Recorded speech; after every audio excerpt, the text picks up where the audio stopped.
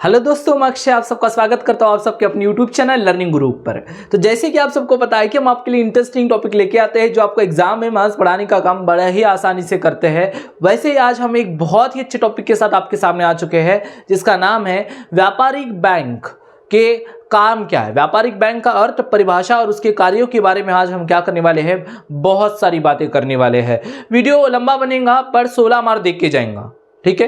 Paper में question 16 marks, 8 marks, 12 marks ऐसे exam के हिसाब से आते रहता है, तो इसका बड़ा ही ज्यादा इंपॉर्टेंट है। और अगर एक कॉमन पर्सन इस वीडियो को देख रहा है तो उसको मैं ये बात बता दूं कि आप लोग अगर बैंक से व्यवहार करते हो तो आपको ये पता होना चाहिए कि बैंक के प्रकार क्या है, बैंक क्या क्या काम करती है और बैंक का मतलब क्या होता है, बैंक किस तरीके से पैसा कमाती है और हम बैंक के साथ किस तरीके से व्यवहार कर सकते हैं। ये सब बातों का नॉलेज भी एक व्यक्ति को, आम आदमी को होना जरूरी है। मतलब ये वीडियोस जो है वो कॉमर्स के स्टूडेंट के साथ साथ कॉमन पर्सन के लिए भी जरूरी है। जिसकी मैं हर बार बोलता हूं कि कॉमर्स ऐसा एक सब्जेक्ट बन जाता है जो हर एक कॉमन इंसान को पढ़ना चाहिए, क्योंकि उसकी जिंदगी का वो पार्ट है। आज आम आदमी की जिंदगी का हिस्सा क्या बैंक नहीं है ना? तो क्या आम आदमी को बैंक के बारे में पूरी डिटेल पता होनी चाहिए स्टूडेंट के साथ साथ। तो बस ये वीडियो स्टूडेंट के लिए तो बहुत ही वरदान जैसे है, बहुत ही इंपॉर्टेंट है। 20 मार्क्स, 16 मार्क्स जैसे बड़े बड़े नंबर्स आपको एक सिंगल वीडियो से मिल जाएंगे। तो जो कॉमन पर्सन है उनके नॉलेज में बहुत बड़ा वास्ट डेवलपमेंट हो सकता है, ये चीज़ हम मानते हैं। तो चलिए ज़्यादा बात नहीं करते हम, जैसे हमने आपको पहले ही बता दें इस वीडियो में क्या करने वाले, एक बार हम आपको बता दें। व्यापारिक बैंक का अर्थ पढ़ेंगे, परिभाषाएं पढ़ेंगे, प्रकार पढ़ेंगे और उनके कार्यों के बारे में हम डिटेल बात इस वीडियो के अंदर करने वाले हैं। तो हम ज़्यादा टाइम नहीं लेते हैं, चालू करते हैं हमारा वीडियो। तो चलिए सबसे पहले हम समझते हैं किसके बारे में। तो आज हम क्या करने वाले हैं, सबसे पहले व्यापारिक बैंक का अर्थ करेंगे, बैंक क्या है उसका अर्थ करेंगे और उसके कार्यों के बारे में हम पढ़ेंगे। उसके साथ साथ बैंकों के प्रकार के बारे में भी हम थोड़ा सा नज़र रखेंगे ताकि हमें बैंकों के प्रकार भी थोड़ी बहुत पता चले। तो देखो बैंक क्या है, तो बैंक एक ऐसी संस्था है, बैंक क्या एक संस्था है जो मुद्रा का क्या करती है, लेन देन करती है। मतलब जो पैसे का लेना देना करती है उसी को हम क्या कहते हैं, उस संस्था को बैंक कहते हैं।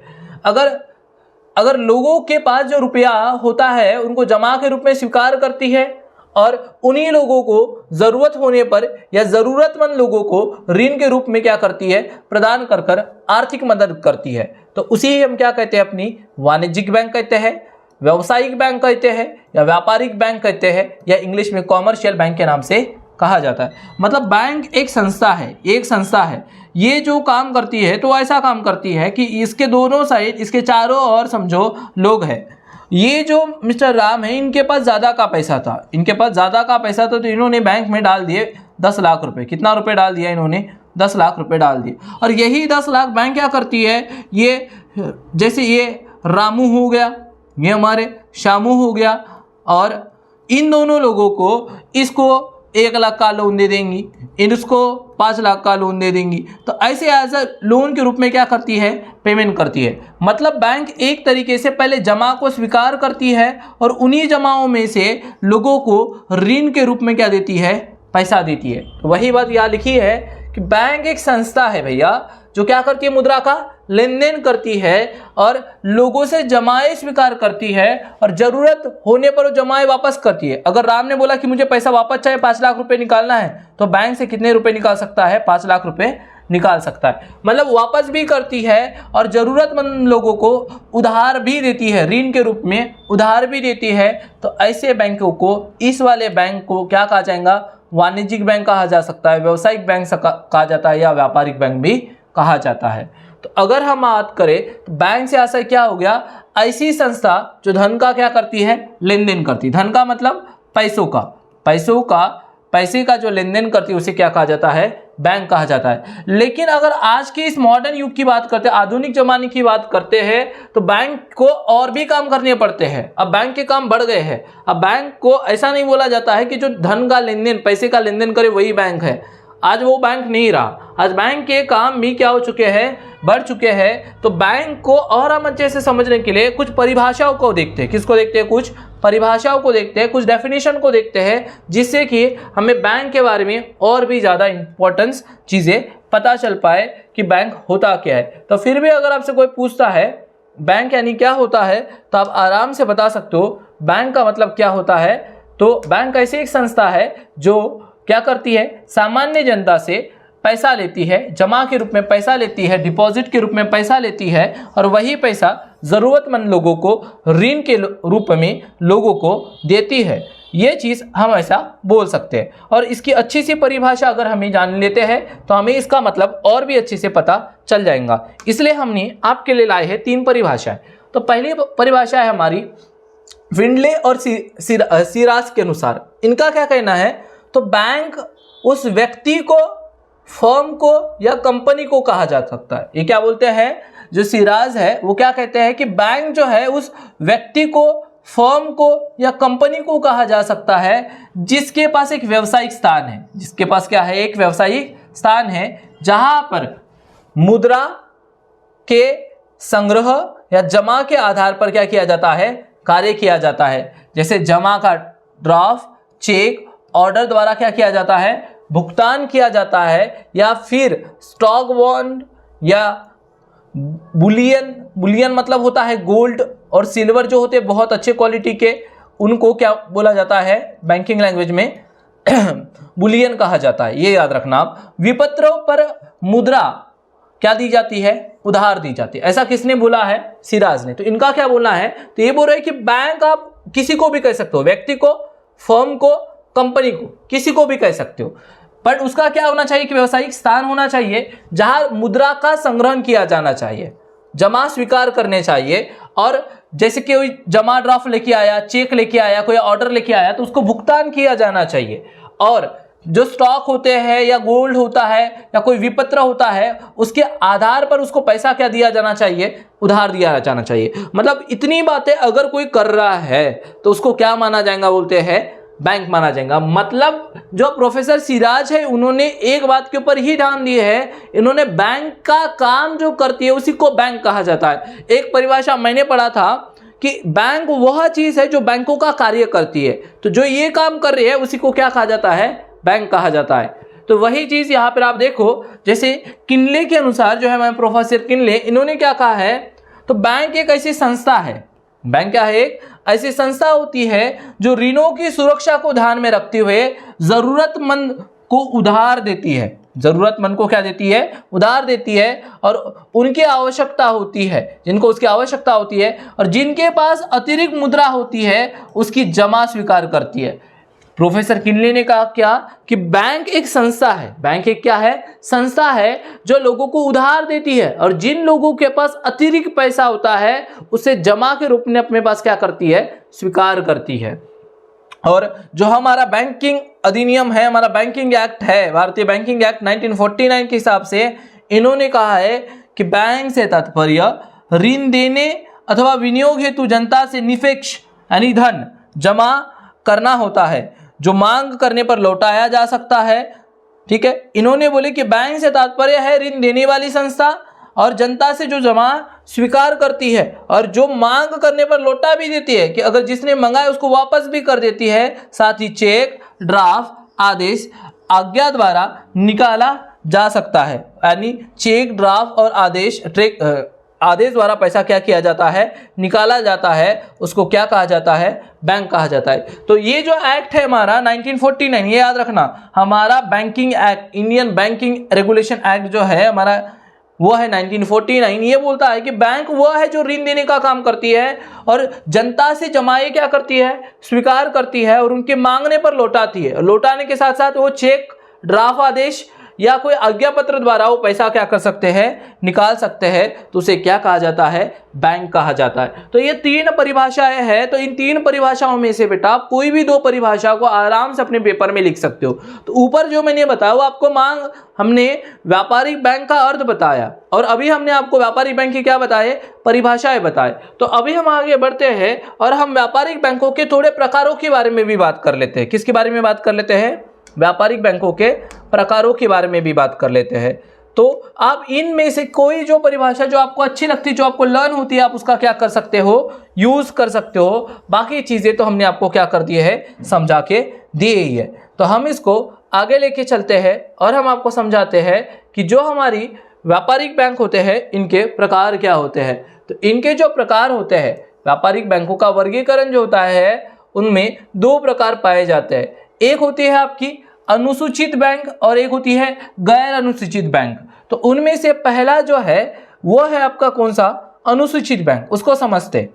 अनुसूचित बैंक वे बैंक है जिनका नाम जो हमारे रिजर्व बैंक है, रिजर्व बैंक अधिनियम के द्वारा द्वितीय अनुसूची में क्या किया जाता है, शामिल किया जाता है। बोलो अनुसूचित बैंक यानी क्या, तो अनुसूचित बैंक वह बैंक है जिनका नाम जो रिजर्व बैंक अधिनियम की अनुसूची कौन सी है, दूसरी अनुसूची में क्या किया जाता है, शामिल किया जाता है, उसे क्या कहा जाता है, अनुसूचित बैंक कहा जाता है। क्या बोला मैंने, बताओ आप, कि जो बैंक जिसका नाम हमारे क्या रिजर्व बैंक अधिनियम के अनुसूची कौन सी, दूसरी अनुसूची में लिखा जाता है, उन्हें क्या कहा जाता है, अनुसूचित बैंक कहा जाता है।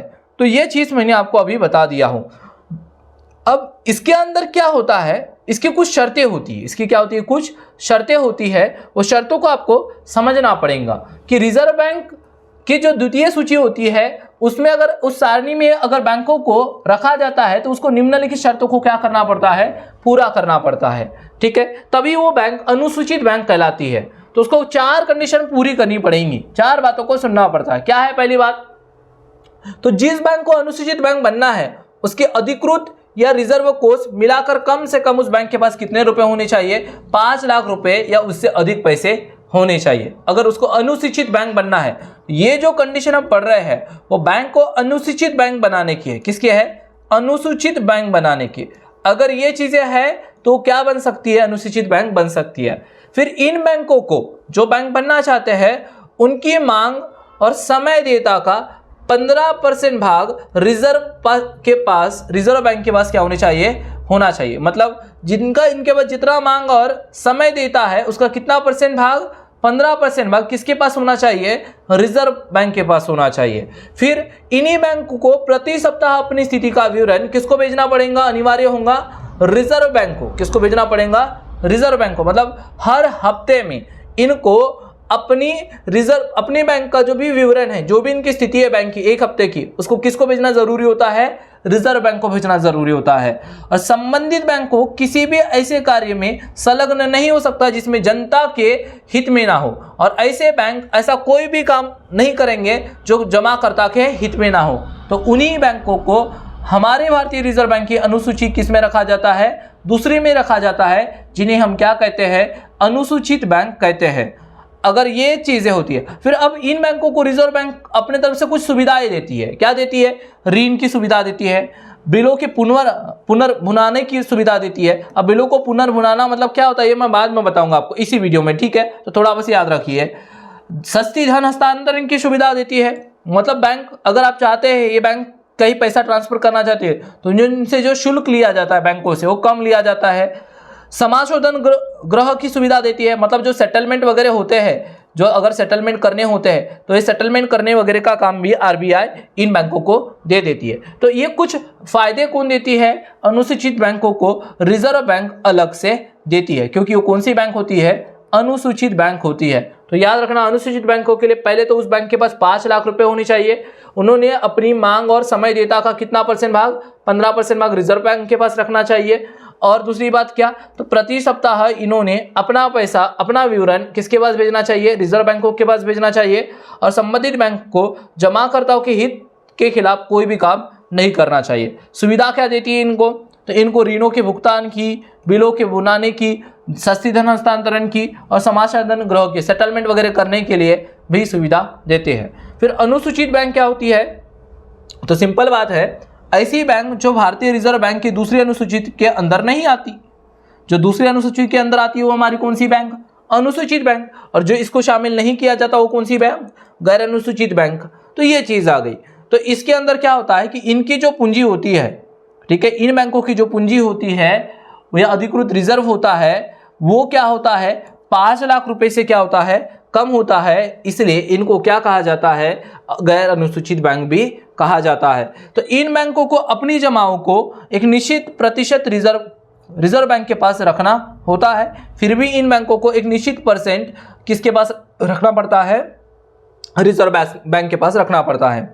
इन बैंकों पर रिजर्व बैंक का कोई विशेष नियंत्रण नहीं होता और इनके ऊपर जो हमारी रिजर्व बैंक होती है आरबीआई होती है उतना नियंत्रण नहीं रख सकती, क्योंकि ये कौन सी बैंक होती है, गैर अनुसूचित बैंक होती है। जैसे इस टॉपिक का उतना रिलेवेंस तो नहीं था, लेकिन हमने आपको समझाना पसंद किया कि व्यापारिक बैंकों के भी दो टाइप होते हैं, एक होती है अनुसूचित बैंक और एक होती है गैर अनुसूचित बैंक।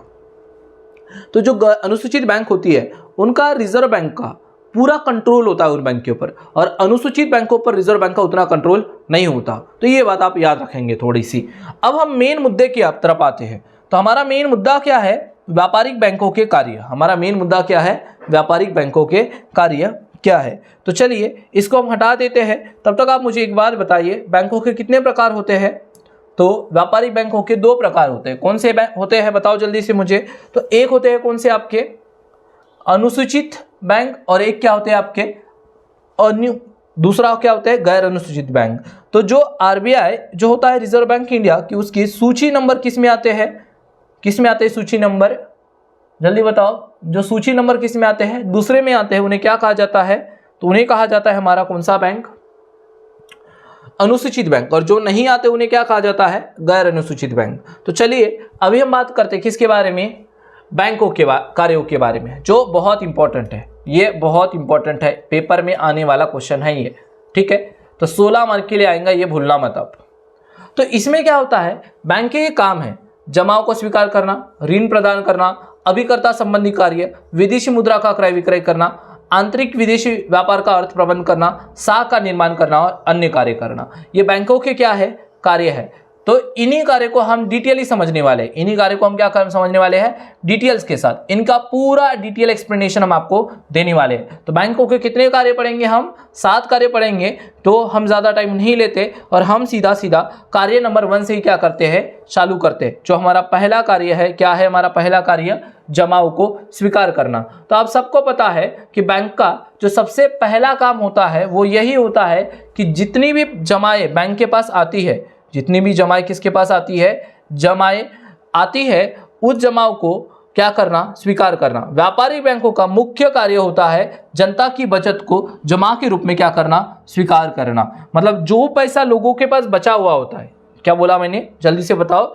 जो पैसा लोगों के पास बचा हुआ होता है, जो अतिरिक्त पैसा लोगों के पास होता है, वो अतिरिक्त पैसा लोग क्या करते हैं, बैंक में आकर क्या करते हैं, जमा करते हैं। और उन्हीं जमाओं को स्वीकार करने का काम कौन करती है, तो उन्हीं जमाओं को स्वीकार करने का काम बैंक करती है। उन्हीं जमाओं को स्वीकार करने का काम कौन करती है, बैंक करती है। तो ये जो जमाएं स्वीकार की जाती है बैंकों के द्वारा, जो अतिरिक्त मुद्रा स्वीकार किया जाता है, उसको विभिन्न खातों में डाला जाता है। किसमें डाला जाता है, विभिन्न खातों में। तो इन खातों के प्रकार बनाए जाते हैं। फिर खातों के प्रकार क्या होते हैं, चालू खाता, बचत खाता, स्थायी जमा खाता, घरेलू बचत खाता, अनिश्चितकाली जमा खाता। ऐसे इनके क्या बनाए जाते हैं, प्रकार बनाए जाते हैं, जिसमें से इन एक एक को करके समझते हैं हम। तो पहला है कौन सा खाता, चालू खाता। तो जैसे इसका नाम है, स्पष्ट है कि चालू खाता जमाकर्ता को इच्छानुसार जमा कर सकता है और निकाल भी सकता है। तो अगर चालू खाता किसी का है तो वो इंसान क्या कर सकता है, बैंक से कभी भी पैसे जमा कर सकता है और इच्छानुसार क्या कर सकता है, निकाल भी सकता है। सामान्यतः इन खातों की जमा राशि नाममात्र ब्याज यानी ना के बराबर ब्याज दिया जाता है। तो नॉर्मली चालू खाते पर ना के बराबर या ब्याज ही नहीं दिया जाता, आप ऐसे समझ लो, ठीक है, ना के बराबर ब्याज दिया जाता है। इसका कारण यह है कि इस तरीके के खातों पर जमाकर्ताओं के लिए बीनक को अपने पास सदैव ही नगद कोष रखना पड़ता है, ठीक है। तो जो बैंकें होती है, जो क्या होती है, बैंकें होती है, ऐसे लोगों के लिए हमेशा अपने पास क्या रखती है, नगद में कैश रखती है। तो बोलते हैं हम आपके लिए तो सेवा कर रहे हैं, बहुत काम कर रहे हैं, तो हम आपको ब्याज नहीं देंगे। तो इसमें ये चीज देखी जाती है। दूसरी चीज, तो ये जो खाता होता है वो कौन खोलते हैं, व्यापारी, उद्योगपति और पूंजीपति। जिनके पास पैसा होता है, जिन्होंने बैंक से बहुत बार कई लेन देन करने पड़ते हैं, वही लोग कौन सा खाता खोलते हैं, चालू खाता खोलते हैं। तो चालू खाते में क्या होता है कि हम इच्छानुसार जमा कर सकते हैं और निकाल सकते हैं, इस पर कोई ब्याज नहीं मिलता है। और ये जो खाता होता है वो व्यापारियों, उद्योगपतियों और पूंजीपतियों द्वारा क्या किया जाता है, खोला जाता है। फिर कौन सा खाता, बचत खाता। आप सबका जो खाता है वो कौन सा खाता है, बचत खाता है। तो ये जो खाता खोला जाता है वो मध्यम वर्ग या निम्न वर्ग के द्वारा खोला जाता है और वेतनभोगी कर्मचारियों के द्वारा या सामान्य आय वर्ग के द्वारा इसको खोला जाता है। इसको खोलने का मेन जो मुद्दा होता है तो ये होता है कि जो छोटी छोटी हमारी रकम है, छोटी छोटी हमारी बचत है, इसको क्या किया जा सके, जमा किया जा सके। इनका उद्देश्य देश की पूंजी संचय को प्रोत्साहित करना होता है, मतलब लोग, देश के लोग पैसा बचाए, इस उद्देश्य से इन खातों को प्रमोट किया जाता है। इस प्रकार के खातों में एक दिन में आप कितनी भी बार पैसा जमा कर सकते हो, जमा करने के लिए कोई दिक्कत नहीं है। किंतु जब हम इन खातों से पैसा निकालने की बात करेंगे तो जमाकर्ता पर कुछ प्रतिबंध लगाए जाते हैं, मतलब जमाकर्ता को पूरा पैसा निकालने की परमिशन नहीं दी जाती। जमाकर्ता केवल हफ्ते में 2-3 बार ही, 2-3 बार ही पैसे क्या कर सकता है, निकाल सकता है। रकम निकालने के लिए जमाकर्ता को पर्ची या चेक की सुविधा दी जाती है। तो उसके पास क्या होती है, सुविधा होती है वो जमाकर्ता के पास कि वो पर्ची या विड्रॉल स्लिप से क्या कर सकते हैं, फॉर्म भर कर पैसा निकाल सकते हैं। तीसरा जो खाता होता है वो हमारा कौन सा होता है, तो वो होता है हमारा स्थायी जमा खाता। क्या होता है, स्थायी जमा खाता। तो स्थायी जमा खाता क्या होता है, इस खाते में ऐसे आप एक निश्चित अवधि के लिए, जैसे 3 माह से लेकर 1 साल के लिए या 1 साल से अधिक के लिए आप एक रकम क्या कर देते हो, जमा कर देते हो। और रकम जमा करने के समय जमाकर्ता को एक रसीद मिलती है। अगर मैंने बैंक में गया और मैंने बोला मुझे फिक्स डिपॉजिट करना है, फिक्स डिपॉजिट करना मतलब स्थायी जमा खाता करना है 1 लाख रुपए से, कितने से, 1 लाख रुपए से। तो जब मैं 1 लाख रुपए दूंगा बैंक को तो मुझे एक रसीद देंगे और उस रसीद में क्या लिखाऊंगा, मैंने जमा कब किया, उस जमा करने की तारीख लिखी रहेंगी, यहाँ पर राशि कब निकलने जाएंगी, 1 साल बाद के लिए किया हो, 1 साल के लिए हो तो 1 साल बाद की तारीख लिखी रहेंगी। जमा की गई रकम पर मिलने वाला ब्याज लिखा जाएगा, यहाँ ब्याज भी लिखाऊंगा, इतना ब्याज मिलेगा करके, दर क्या होगा करके, और ये सब जमा की गई राशि, मिलने वाली राशि, इन सब की पूरी जानकारी कहाँ रहती है, स्थायी जमा खाते में रहती है। तो जब हम एक निश्चित समय के लिए पैसा लगाते हैं, जमा करते हैं, तो उसे क्या कहा जाता है, स्थायी जमा खाता कहा जाता है। तो इस तरीके से हमने कितने खातों के प्रकार पढ़े, हमने कितने खातों के प्रकार पढ़े, तो हमने अभी तक जो खातों के प्रकार पढ़े हैं वो हमने पढ़े हैं कितने, 2, और यह हमारा अभी कौन सा चल रहा है, तीसरा। तो एक हमने पढ़े कौन सा खाता, चालू खाता, और हमने अभी जो पढ़े वो कौन सा पढ़े, बचत खाता, और जो अभी हम पढ़ रहे हैं वो कौन सा खाता है, बताओ जल्दी से आप मुझे, कौन सा खाता है, जल्दी बताओ आप मुझे एक बार जल्दी से। तो ये हमारा जो खाता है वो कौन सा है, स्थायी जमा खाता। अगर आपको निश्चित अवधि के लिए क्या डालना है, पैसा डालना है, तो आप कहाँ डालोगे, एक स्थायी जमा खाते में आप पैसा डालोगे। तो ये चीज़ यहाँ से निकल के आती है।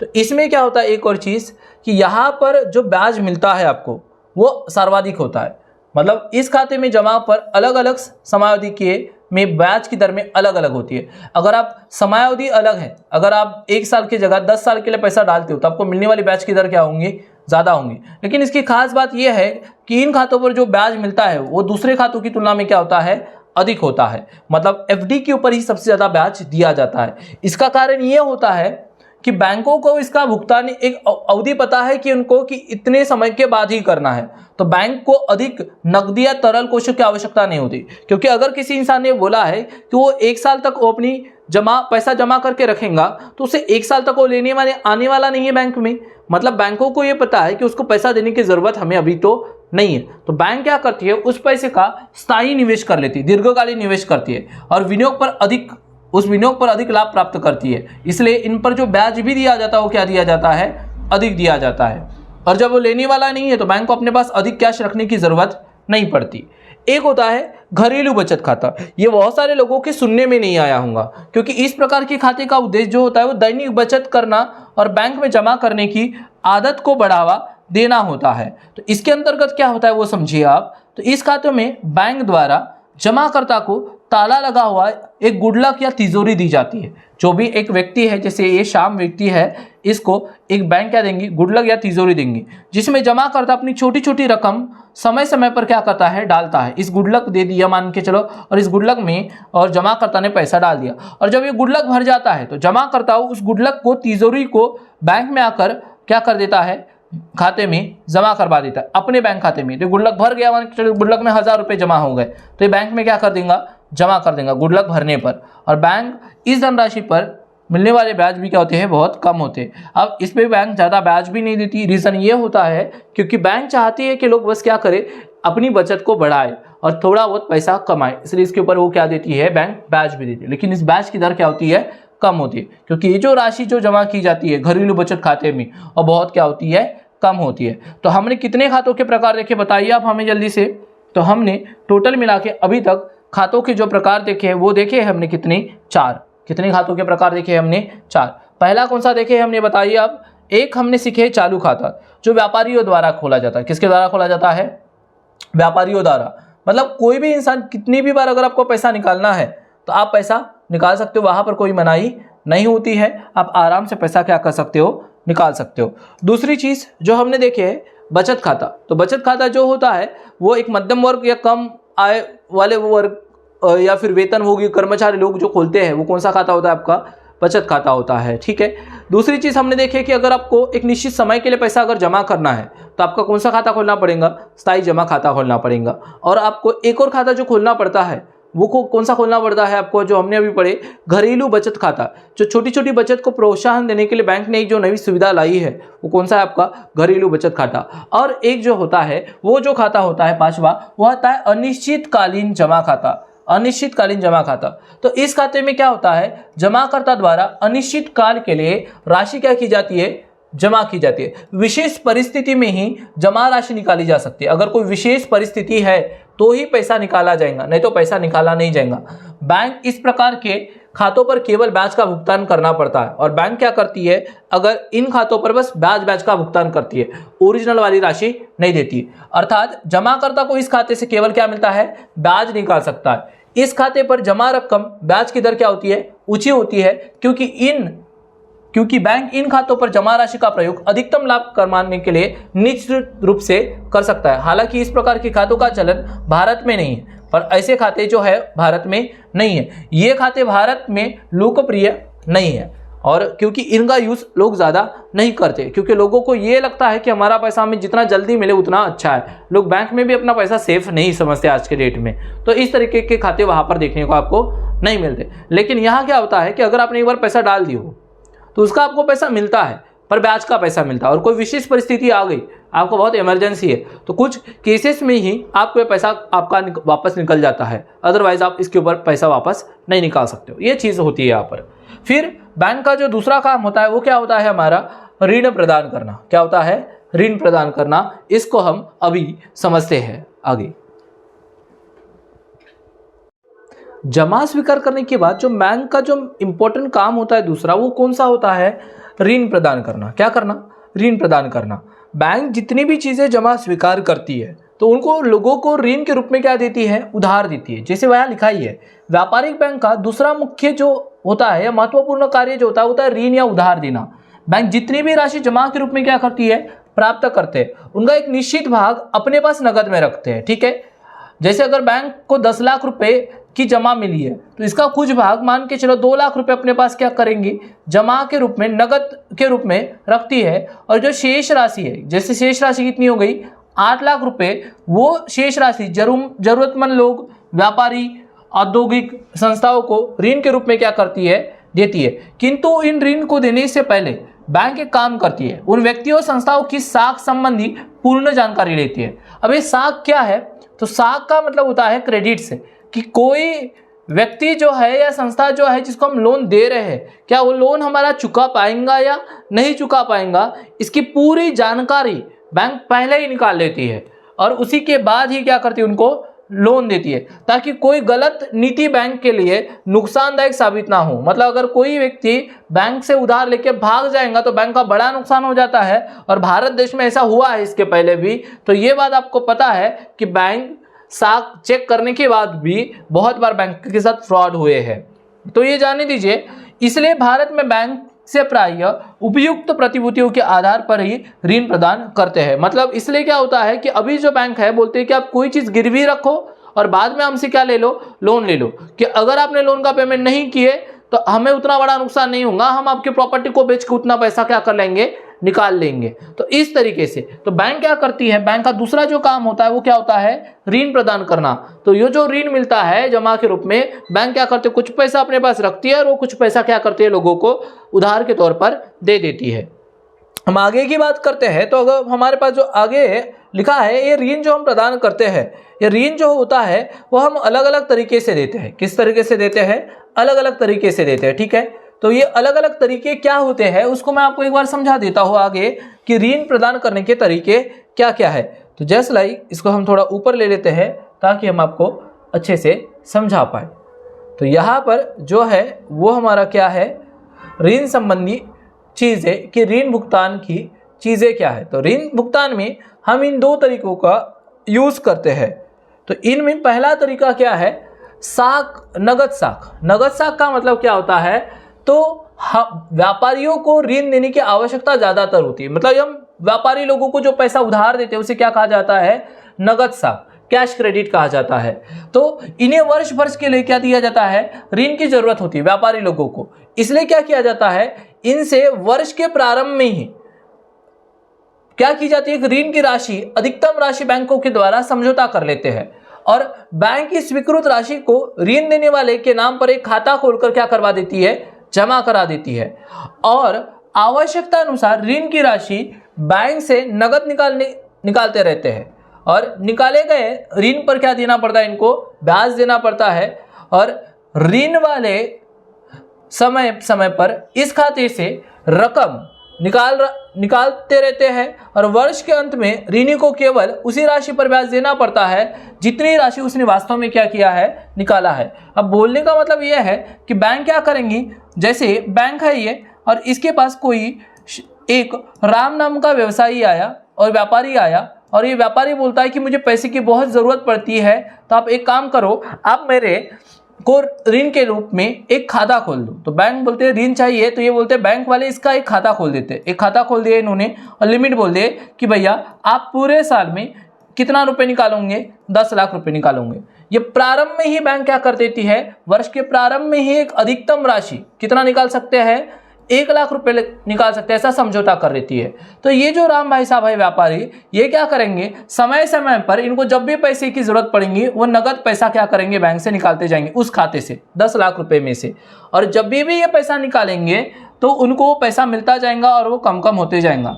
और जो इस खाते से इन्होंने जितनी राशि निकाले हैं, कितनी राशि मान के चलो 10 लाख बैंक ने इनके खाते में डाले थे ऋण के लिए, इसमें से अगर इन्होंने 8 लाख रुपए निकाले हैं तो जो ब्याज देना पड़ेगा इन भाई साहब को, बस कित पे देना पड़ेगा, 8 लाख पर देना पड़ेगा, क्योंकि उसी राशि पर क्या दिया जाता है, ब्याज दिया जाता है जो वास्तव में उस खाते से क्या है, निकाली जाती है।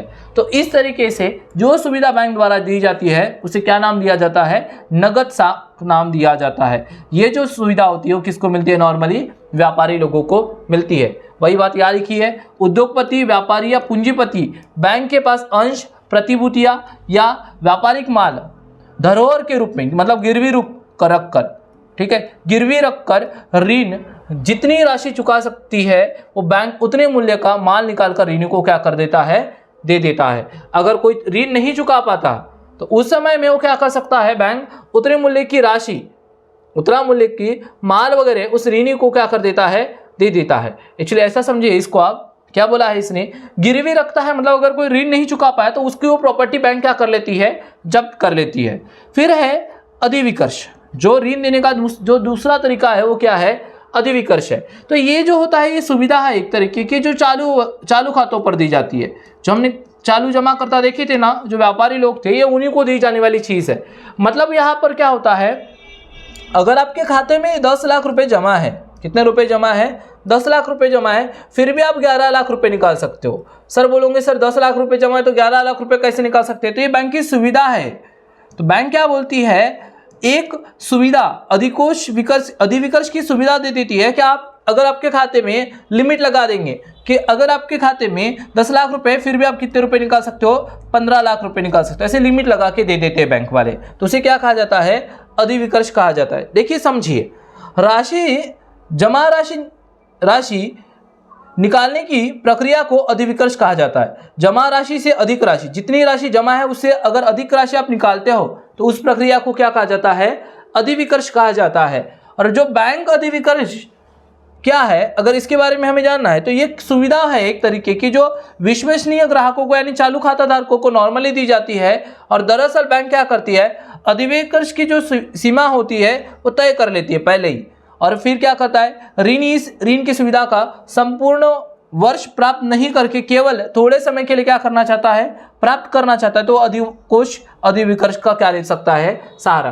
कोई चाहता है, जो व्यापारी है, ये जैसे हमारे राम भाई साहब थे, ये चाहते कि वो पूरे साल के लिए ऋण की सुविधा ना ले बल्कि थोड़े समय के लिए ले, तो क्या ले सकते हैं, अधिविकर्ष ले सकते हैं, क्योंकि जब ये थोड़े समय के लिए लेंगे तो जो ब्याज इनको देना पड़ेगा वो उतने ही समय का देना पड़ेगा जितने समय का इन्होंने लिया है।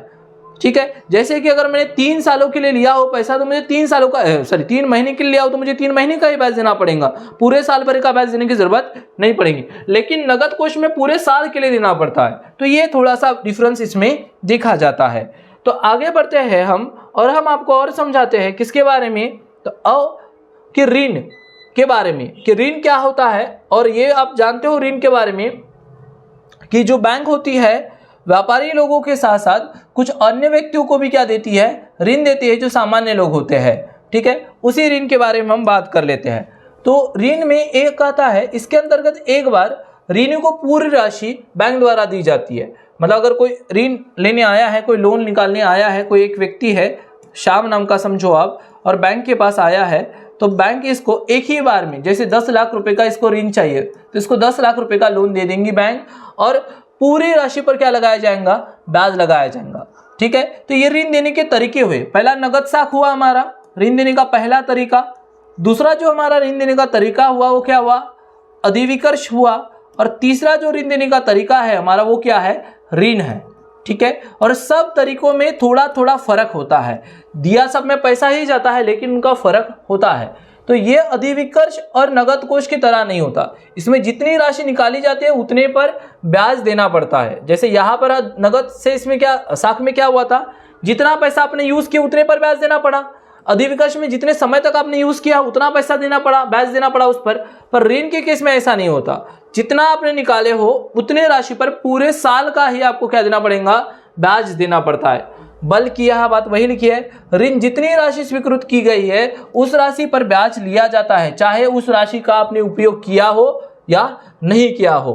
और जो ऋण दिया जाता है वो व्यक्तिगत जमानत पर दिया जाता है। व्यक्तिगत जमानत पर दिया जाता है मतलब कोई अगर बड़ा ऋण देना है तो उसके लिए क्या किया जाता है, जमानत के रूप में कुछ भी सरकारी प्रतिभूतियां, अंश, ऋण पत्र, स्थायी जमा संपत्ति को गिरवी रखकर ही क्या दिया जाता है, ऋण दिया जाता है। क्यों ऐसा किया जाता है, तो मैंने आपको पहले ही बताया कि अगर बैंक को लगता है कि वो कोई इंसान अगर लोन नहीं चुकाएगा तो उसका पैसा वो क्या कर लेता है, जब्त कर लेंगे उसकी संपत्ति को, जो भी चीज उसके पास गिरवी रहेंगी, अगर उस बंदे ने उसका पैसा नहीं चुकाया बैंक का, तो ये चीज देखने को मिलती है।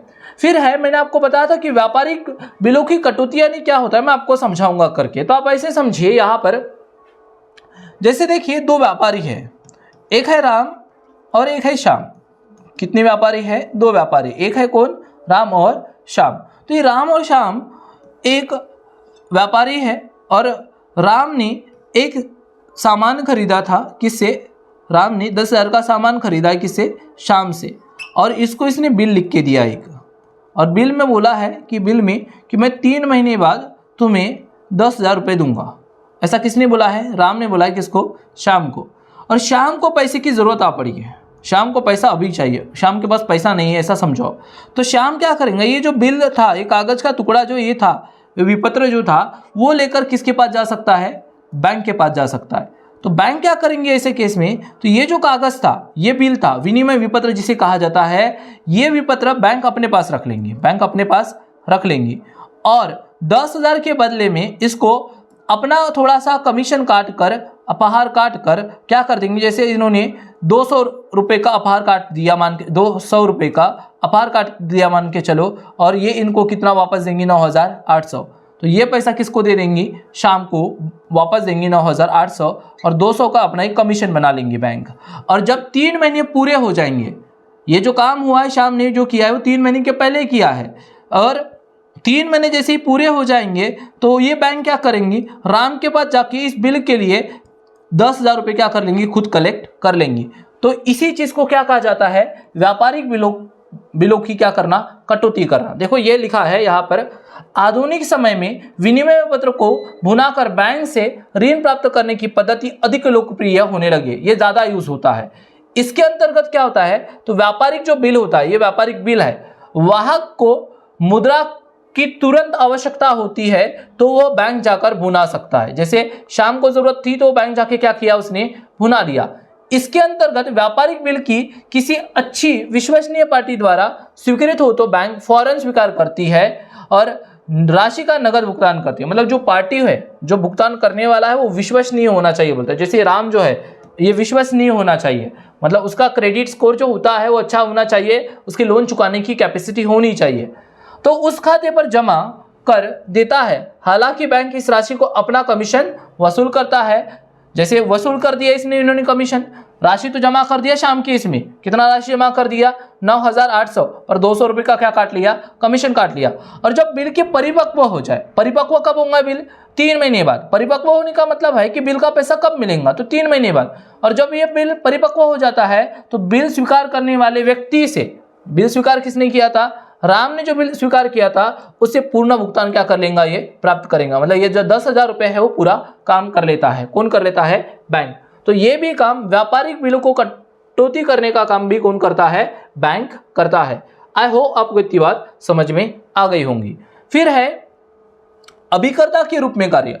बैंक कभी कभी एजेंट जैसा काम करता है। क्या करता है, बैंक एजेंट जैसा काम करता है। बैंक कुछ ऐसी सुविधा भी देता है ग्राहकों को जिसके लिए वो उससे कुछ शुल्क ले लेता है, जिससे उससे क्या ले लेता है, कुछ शुल्क लेता है। तो कभी कभी बैंक फ्री में भी कुछ सुविधाएं अपने ग्राहक को देता है, और उन सुविधाओं के बारे में हम अभी बात करने वाले हैं। तो जब बैंक एजेंट के जैसा काम करता है, कमीशन के लिए काम करता है, तो ऐसे कौन कौन से काम करता है वो हम आपको अभी बताते हैं, और आगे हम बढ़ते हैं कि बैंक क्या क्या सुविधाएं देता है। तो इसमें हमारे पास ये बैंक के अभिकर्ता के रूप में कुछ कार्य आ गए हैं, जो हम आपको यहाँ पर क्या करेंगे, समझा देंगे अभी। ठीक है, तो ये आ गए हमारे कार्य। तो ये बैंक के अभिकर्ता के रूप में क्या है, कार्य है। जैसे आपको दिखाई दे रहा है, व्यापारिक बैंक अपने ग्राहकों के लिए अनेक प्रकार की सेवाएं प्रदान करती है। तो आपको पता है कि ग्राहकों के अलग अलग तरीके की सेवाएं देती है। कुछ सेवाओं के लिए शुल्क निःशुल्क प्रदान करती है, कुछ का पैसा नहीं लेती है, और कुछ का पैसा लेती है। और कुछ सेवाएं ऐसी होती है जो निश्चित शुल्क पर प्राप्त की जा सकती है। तो सीधे सीधे कहा जाए तो बैंक जो होता है ग्राहक के लिए अभिकर्ता, एजेंट के जैसा, एजेंसी की तरह भी कभी कभी कार्य करता है। तो वो कार्य क्या है, तो बैंक जो होता है अपने ग्राहकों को दूसरे बैंक से रुपया वसूल करके खाते में क्या कर देता है, जमा। तो बैंक चाहे तो ग्राहक के लिए दूसरे बैंक से अपने बैंक खाते में पैसा ला के देता है। दूसरी चीज, बैंक अपने ग्राहकों के द्वारा जमा कराए गए चेक, बिल, ड्राफ्ट, हुंडिया आदि का भुगतान प्राप्त करके रकम ग्राहक के खातों में जमा करता है। जैसे मेरा कोई चेक है, तो मैं चेक लेके गया अपने बैंक के पास और बैंक को बोला मेरा चेक जमा कर दो, तो बैंक क्या करेंगे, मेरा चेक मेरे खाते में जमा कराएंगी। और ये जो काम होगा वो निःशुल्क किया जाएगा। किंतु यदि अगर चेक अन्य स्थानों का है, चेक किसी और बैंक का है, उसी बैंक का नहीं है, किसी दूसरे बैंक का है, तो हो सकता है कि उसके लिए मेरे से क्या लेंगे, कुछ शुल्क भी लेंगे, मतलब कुछ पैसे भी काटेंगे चार्जेस के तौर पर। फिर ग्राहकों के लिए, हमारे लिए बीमा किस्तों का भुगतान कर सकता है, ब्याज राशि, कर की राशि, ऋण, क्या अगर इंस्टॉलमेंट है, राही है, इंस्टॉलमेंट्स होता है तो उसका भी क्या करती है, भुगतान करती है। मान के चलो मैंने एक आधी बाइक खरीदा हूँ इंस्टॉलमेंट पर, तो जो इंस्टॉलमेंट कटती है, मेरी किस्त कटती है, तो उस किस्तों का भुगतान करने का काम भी कौन कर सकती है, बैंक करती है। दूसरी चीज, बैंक जो है अपने ग्राहक के द्वारा लिए गए बिलों का, चेक का भुगतान करती है। तो अगर जो भी मैंने बिल लिखा होगा या मैंने जो चेक दिया होगा अपना किसी को, तो उसका भी भुगतान करने का काम कौन करती है, बैंक करती है।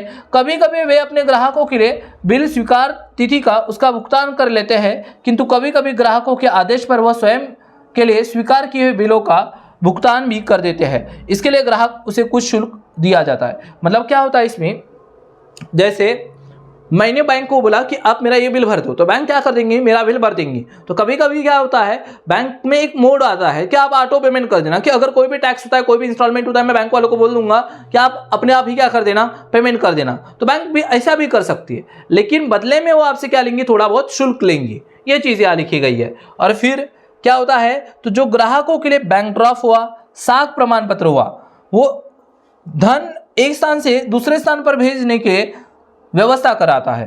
तो बैंक जो होती है, बैंक ड्राफ्ट का पैसा हो या साख प्रमाण पत्र द्वारा, ठीक है, बैंक ड्राफ्ट या साख पत्र द्वारा अगर पैसा एक जगह से दूसरे जगह भेजना है आपको, तो उसका भी काम कौन करवा देती है, बैंक करवा देती है। एक निश्चित रकम निःशुल्क भेजी जा सकती है। अगर थोड़ा बहुत पैसा है तो आपको निःशुल्क भेजा जाएगा, लेकिन अगर राशि थोड़ी बड़ी है तो इस प्रक्रिया के लिए आप किससे क्या लिया जा सकता है, निश्चित शुल्क भी लिया जा सकता है। ऐसे काम कौन करती है, बैंक करती है।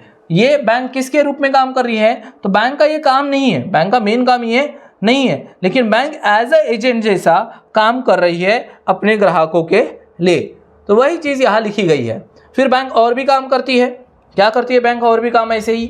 तो अगर ग्राहकों को अंश वगैरह प्रतिभूतियाँ खरीदना है, जैसे मैंने बैंक को बोला, बैंक के मैनेजर भाई साहब को बोला कि सर मुझे अंश वंश खरीदना है, मुझे अंश कैसे खरीदते ये कुछ पता नहीं है, तो बैंक अपने ग्राहकों के लिए अंश प्रतिभूतियाँ का क्रय विक्रय करते हैं और ग्राहकों के आदेश पर विभिन्न प्रकार के अंश, ऋण पत्र, सरकारी अर्ध सरकारी प्रतिभूतियां खरीदने का और बेचने का काम करते हैं। जैसे मैं अपने एसबीआई वाले बैंक को बोलकर मैं बोल सकता हूं कि जाओ आप एसबीआई वाले को, मैं बैंक वाले को बोला कि आप एमआरएफ के शेयर खरीद लो, तो बैंक वाले मेरे लिए कर देंगे और बदले में इसे मेरे से चार्ज भी ले सकते हैं। और मैंने बोला कि चलो बेच दो, तो बैंक वाले इसको बेच भी सकते हैं। तो इस तरीके की सुविधा भी दी जाती है। बैंक अपने ग्राहकों के आदेश पर संपत्ति की व्यवस्था कराना, विभाजन, प्रबंध आदि का दायित्व भी उठाते हैं। लेकिन बैंक आपका ट्रस्टी के रूप में काम कर सकता है या प्रबंधक के रूप में भी कार्य कर सकता है, लेकिन आपका जो व्यवहार होना चाहिए, पैसे का जो लेन देन होना चाहिए बैंकों के साथ अच्छा होना चाहिए, तभी बैंक आपके लिए ये सुविधा देगा। अगर आप कॉमन पर्सन हो और आपके पास आपका व्यवहार ही उतना बड़ा नहीं है, तो बैंक आपके लिए ये काम करने वाले नहीं है। ये कुछ विशेष केस में ही काम करेंगे। बैंक अपने ग्राहकों के लिए ब्याज, लाभांश, किराया वसूल करके खातों में जमा करने का काम करता है। अगर आपको मिलने वाला ब्याज या लाभांश वगैरह मिलता है, आपको आता है, तो बैंक अपने आप या किराया मिलता है तो उसका आपके खातों में जमा करने का काम भी करता है, खुद ही करता है। बैंक अपने ग्राहकों के लिए आर्थिक स्थिति की सूचना देश और विदेश अन्य व्यापारियों तक देता है तथा देश विदेश के व्यापारियों की आर्थिक प्रगति की सूचना अपने ग्राहकों को देने की क्या करता है, व्यवस्था करता है। मतलब मान के चलो मुझे अपनी वित्तीय स्थिति दिखाना है किसी और को, तो बैंक मुझे एक ऐसा सर्टिफिकेट बना के दे देगा या मेरी वित्तीय स्थिति के बारे में बता देगा, ताकि मैं एज अ व्यापारी, अगर मैं एक व्यापारी हूँ तो उसका मुझे फायदा मिलेगा। तो वो चीज़, तो बैंक क्या होता है, मैं आर्थिक स्थिति की सूचना देश और विदेश और अन्य व्यापारी को क्या करता है, देता है। अगर कोई फॉरेन में व्यवहार कर रहा है तो बोलते हैं ना फॉरेन वाला, आप अपना साख लाओ, आप मतलब ऐसा बताते हो, बोलते हैं कि क्रेडिट स्कोर बताए, अपना क्रेडिट फैसिलिटी क्या है आपकी मतलब आपको बैंक कितना उधार दे सकती है। तो ये सब चीज़ें कौन देती है, बैंक देती है। ये बैंक का काम हो गया। सो ये जो काम होती है बैंक एज ए एजेंट जैसा करती है। बैंक क्या करती है, एज ए एजेंट जैसा करती है। और इसमें भी जितने भी मैंने आपको काम बताया हो, उन कामों में भी बहुत सारे ऐसे काम हैं जो बैंक आज के डेट में नहीं करती है, और करती भी है तो सब लोगों के लिए नहीं, बल्कि कुछ विशेष लोगों के लिए क्या करती है, काम करती है। आप ऐसा नहीं क्लेम कर सकते कि हमने ये जो काम बोले हैं तो यही है आप काम करोगे। तो ये चीज़ें आती है यहाँ पर। चलिए देखते हैं आगे, और हम आपको आगे समझाते हैं कौन सी चीज़ें कि बैंक और भी क्या काम करती है। तो बैंक के कुछ और भी काम हम आपको यहाँ पर समझाते हैं, जैसे विदेशी विनिमय का क्रय विक्रय। अब विदेशी विनिमय मतलब क्या होता है, तो आप वो समझिए। तो आपने कभी ना कभी तो ये सुने ही होंगे डॉलर वालर, ऐसा डॉलर सुने हो कि डॉलर के मुकाबले पैसा आज कमज़ोर हो गया, तो ये तो आपने सुने ही होंगे। तो विदेशी मुद्रा अगर मुझे चाहिए, जैसे मैं चाहता हूँ कि मैं इंडिया से अमेरिका जाना चाहता हूँ, तो अब जो इंडिया में रुपीज़ चलता है वो रुपीज़ वहाँ पर चलने वाला नहीं है, वहाँ पे डॉलर चलता है। तब इस अपने पास के रुपए को मुझे काय में बदलना है, डॉलर में बदलना है, तभी तो मैं अमेरिका में पैसा खर्च कर पाऊंगा। तो ऐसे समय में जो व्यापारिक बैंक होती है, ये कार्य विशेष महत्व होता है, बोलता है पहले तो, और ये काम करती है विदेशी मुद्रा का क्रय विक्रय करने का काम भी कौन करती है, बैंक करती है। भारत में विदेशी विनिमय बैंकों द्वारा यह कार्य किया जाता है, किंतु अब व्यापारी बैंकों द्वारा भी यह कार्य किया जाता है। पहले विदेशी विनिमय बैंकों द्वारा ही किया जाता है, ऐसा पहले किया जाता था, लेकिन आजकल व्यापारिक बैंकें भी ये काम करती है, ऐसा बोलती है। मतलब जैसे कि, पर इसके लिए ये काम करने के लिए बैंकों को पहले किसकी अनुमति लेनी पड़ेगी, बोलता है आरबीआई की। अगर मुझे विदेशी मुद्रा चाहिए, जैसे मुझे आज मैं बैंक से जाकर मैं चाहता हूँ कि वो मुझे $10,000 दे, कितना चाहिए मुझे, $10,000 चाहिए। तो अगर आज एक डॉलर की कीमत अगर कितनी रुपए है, 80 रुपए है, तो 80 के हिसाब से मुझे उस बैंक को कितने पैसे देने पड़ेंगे, पहले तो 8 लाख रुपए देने पड़ेंगे। जब मैं बैंक को 8 लाख रुपए दूंगा तो मुझे बदले में 10,000 क्या देंगे, डॉलर देंगे। तो इस तरीके का जो काम होता है वो कहा होता है विदेशी विनिमय का मैंने क्या किया हो, या क्रय किया हो। तो बैंक ने क्या किया है, विक्रय किया है। या फिर मैं उल्टा बोलूं, मेरे पास $100 है मान के चलो, और मैं चाहता हूं इस डॉलर को काय में बदलना, रुपीज में। तो बैंक क्या कर देंगे, इस $100 मतलब 80 रुपए एक डॉलर का अगर आज कीमत है, तो 8,000 रुपए बैंक मुझे क्या कर देंगे, बदले में दे देंगे। ठीक है, इंडियन रुपीस में। तो मतलब अगर मुझे डॉलर का रुपीस बनाना है, रुपीस का डॉलर बनाना है, तो ये काम कौन कर देगा मेरे लिए? बैंक कर देगा। ठीक है, ऐसा क्या डॉलर के साथ, क्या अदर करेंसी के साथ नहीं होता? तो सबके साथ होता है। ठीक है, जरूरी नहीं डॉलर के साथ हो, मैंने एग्जाम्पल के लिए किसका नाम लिया हूं? डॉलर का। फिर आंतरिक और विदेशी व्यापार का प्रबंध करना। तो अगर आपको आंतरिक और विदेशी व्यापार के लिए अगर पैसे की जरूरत होती है तो उसके लिए भी बैंक क्या करती है? आपकी व्यवस्था कराती है। और आपको जैसे बिल वगैरह की जरूरत पड़ी तो वो बिल वगैरह की सुविधा भी कौन देती है? आपको बैंक देती है। वही बात यहाँ लिखी है, व्यापारियों को विभिन्न विपत्रों, देशी विपत्रों, हुंडियों आदि को भुनाकर की जाती है। यदि किसी व्यापारी के पास बिल है तो कुछ समय के बाद परिपक्व होना है। यदि वो कुछ समय के बाद उसका भुगतान होना है किंतु उसे तत्काल धन की आवश्यकता है, तो ऐसी स्थिति में बैंक उस अवधि का ब्याज काटकर उसे रुपया व्यापारी को देता है और बाद में स्वयं बिल का भुगतान अवधि समाप्त होने के पर वसूल करता है। मैंने आपको एक चीज बताया था ना, विपत्र का पूर्व प्रापण, वो जो बिल वाला केस बताया था 10,000 वाला, वही केस के बारे में बात हो रही है कि बैंक क्या करता है? आपके लिए पैसे की व्यवस्था कराने का काम करता है, जिससे कि आपका विदेशी व्यापार हो या आंतरिक व्यापार हो। आंतरिक व्यापार का मतलब क्या होता है? देश के अंदर का व्यापार। और विदेशी व्यापार का मतलब क्या होता है? बाहर दूसरे देशों में होने वाला व्यापार। तो इस समय में अगर मुझे पैसे की जरूरत है, कोई बिल वगैरह है जैसे मैंने आपको बताया, और मुझे पैसे की जरूरत है तुरंत, तो मैं बैंक में जाकर पैसे का अरेंजमेंट करवा सकता हूं। पर बैंक मुझे उस अवधि के लिए क्या कर लेती है? मेरे से ब्याज काट लेती है। जैसे मान के चलो वहां पर हमने 10,000 का बिल बैंक को दिया था, लेकिन बदले में हमें बैंक ने कितना दिया था? 9,800 रुपये दिया था, जो मैंने आपको समझाया था। ठीक है, फिर साख निर्माण।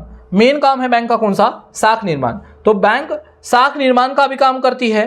आधुनिक समय में बैंक व्यापारिक बैंकों का एक महत्वपूर्ण कार्य माना जाता है। तो अभी के समय में साख निर्माण को बैंक का सबसे इंपॉर्टेंट काम माना जाता है, क्योंकि अगर सही देखा जाए तो यहाँ लिखा ही है, सही पैमाने पे कहा जाए तो व्यापारिक बैंक जरूरतमंदों को केवल ऋण ही प्रदान नहीं करती बल्कि साख का भी क्या करती है? निर्माण करती है। जो बैंकों का काम ऋण तो देना ही है, लेकिन साथ साथ व्यापारिक बैंक क्या कर रही है? साख का भी निर्माण कर रही है। व्यापारिक बैंक अधिक लाभ कमाने के उद्देश्य से अपनी अंश पूंजी और जमा जो होती है जमा धन पर ज्यादा ऋण देते हैं, जिस पर अधिक ब्याज कमाकर बैंक क्या करती है? साख का निर्माण करते हैं। मतलब अच्छा खासा बैंक पैसा भी कमाती है। तो ये भी चीज याद रखना आप कि बैंकों के मेन काम में एक और काम कौन सा होता है? साख निर्माण का भी होता है। आने वाली एक आधी वीडियो में हम आपको साख निर्माण कैसे करती है बैंक और क्रेडिट क्रिएशन कैसे होता है इसके बारे में हम आपको बताएंगे। जितना साख निर्माण ज्यादा होगा उतना मिलने वाला बैंकों को ब्याज भी क्या होगा? ज्यादा होगा। तो इस पूरी वीडियो में हमने आपको पहले बैंक क्या है, बैंक की परिभाषा, व्यापारिक बैंकों के प्रकार और बैंकों के मेन काम भी हमने आपको बताया है। पूरे वीडियो में हमने आपको डिटेल एक्सप्लेनेशन दिए हैं। तो इससे कंफर्म है आपके कितने मार्क्स कंप्लीट हो जाएंगे। पेपर में आपके 16 में से 16 मार्क क्या हो जाएंगे? कंप्लीट होंगे। उम्मीद करता हूँ ये वीडियो आपको पसंद आई होंगी। तो इस वीडियो में हम इतना ही रखते हैं, और फिर भी अगर किसी टॉपिक के ऊपर वीडियो चाहिए तो आप कमेंट्स के जरिए आप क्या कर सकते हो? हमसे बात कर सकते हो। और इस वीडियो के नोट्स के लिए आपको विजन एकेडमी नाम का ऐप डाउनलोड करना पड़ेगा, जिसकी लिंक का है वीडियो के डिस्क्रिप्शन बॉक्स में दी गई है। आप वहां से क्या कर सकते हैं? चेकआउट कर सकते हो। और वीडियो आपको पसंद आई तो लाइक कीजिए, चैनल को सब्सक्राइब कर लीजिए, क्योंकि ऐसी वीडियोस मैं लगातार लेके आऊंगा इस चैनल पर। तो इस चैनल के साथ जुड़े रहिए। इस वीडियो में इतना ही रखते हैं, मिलेंगे हमारे किसी एक नई वीडियो में। तब तक के लिए टेक केयर, बाय बाय।